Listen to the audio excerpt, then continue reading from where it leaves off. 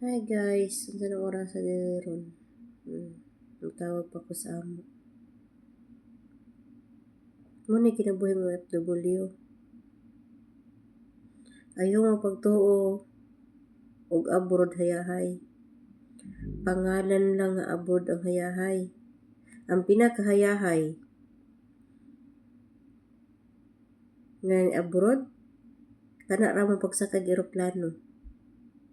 Kinakasakay in tawon mi og alindanaw nga dako. Mao lang wa mi kahatag sa inyo pag uli. Wa in taon mga kwarta kay resibo ra mong dala. Doon na lang mo ang mga estudyante.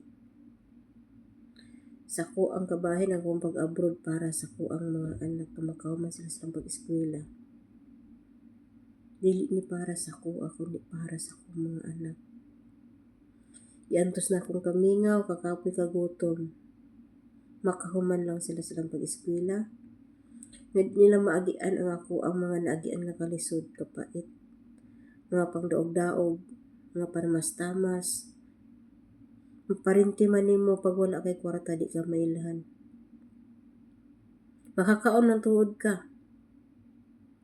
Pero maghuwas kag plato ni kahuman. Ug dili pa jud na kaon. Sobra-sobra. Muna di ko gusto nga magian sa ko ang duha ka mga anak. Gusto ko makatapos sila. Mawa man ko sa kalibutan. Di ko nila pagamahayan. Kinatagaan ako silang maayong ugma.